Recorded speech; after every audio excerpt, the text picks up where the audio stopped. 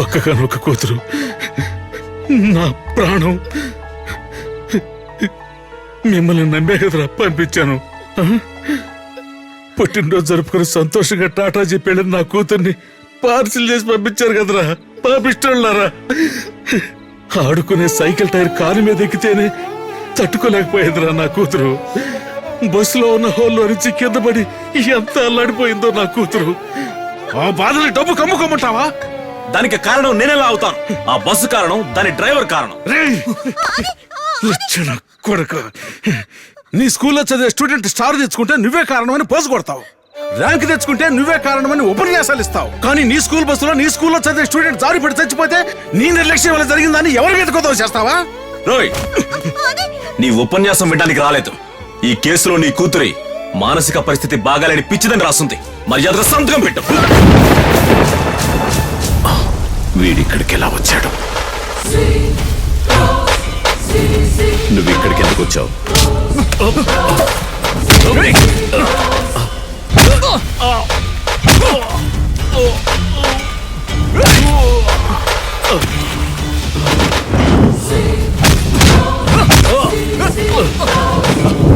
Sir, పాపం sir. అను ఆత్మ వాళ్ళ అమ్మ నాన్నల్ని కాపాడుకోవడానికి పోరాడుతోంది.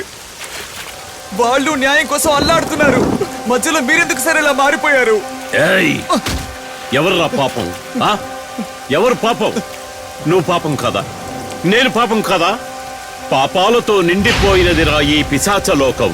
కలహము సూక్ష్మము తెలిసిన మనిషే ఈ లోకాన్ని ఏలుతున్నాడు. ఇదంతా నా ప్లాన్ రా. ఏంటి సార్ మీరు? అను తన మరణం కోసం న్యాయం అడిగి పోరాడుతోంది. మీ దురాశకి దానెందుకు సార్ బలి చేస్తున్నారు? సైతాన్ని ఆరాధించేవాణ్ణిరా నేను. No sentiments. బతకడం మొదలు పెట్టడానికి ముందే చనిపోయిన చిన్నపిల్లల ఆత్మ చాలా చాలా శక్తివంతమైనది. ఆ శక్తి గనుక నాకు తోడైతే దేన్నైనా సాధించగలను. అర్థమయ్యేలా చెప్తాను. వల్లకాట్లో తొలి ప్రసవంలో పుట్టిన బిడ్డ కపాలం నుంచి అంజనం తీసి సోది చెప్తాడే బుడబొక్కలోడు. వాడు చేసేదాని ఎక్స్ట్రీమ్ లెవెలే నేను చేస్తున్నది. రేయ్, మనిషి ఉంటాడు. నిన్ను చంపకుండా వదిలిపెట్టు. నీలాంటి వాళ్ళని ఏంటి ఆలోచిస్తున్నావు? అమౌంట్ తీసుకొని కొత్త లైఫ్ స్టార్ట్ చేయి. లేదంటే లోపలున్న నలుగురి కిరాతకులు వాళ్ళ పని ముగించుకుని బయటకొచ్చేదాకా వెయిట్ చేయి. నీ వల్ల కాదంటే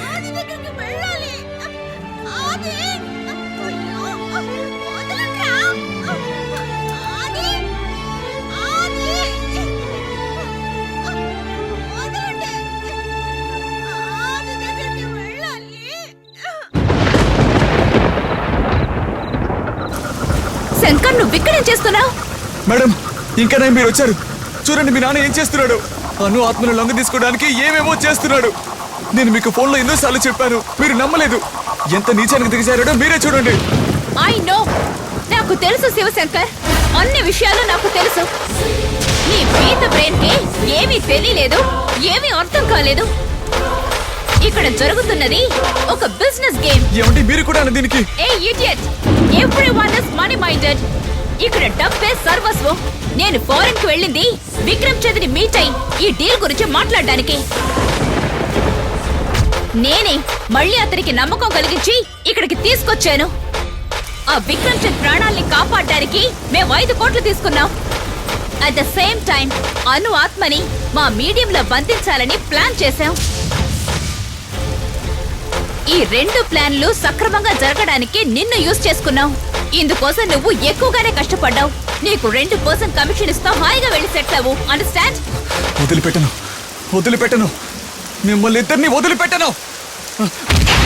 అనుని దెబ్బతీయాలనుకునే వాళ్ళని వదిలిపెట్టను.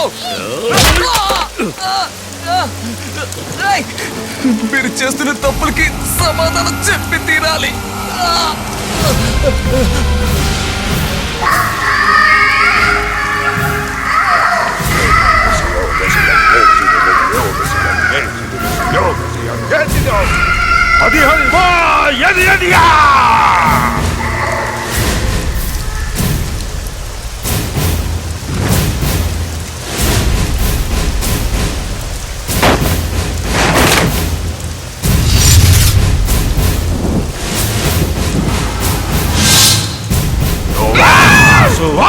야가 పో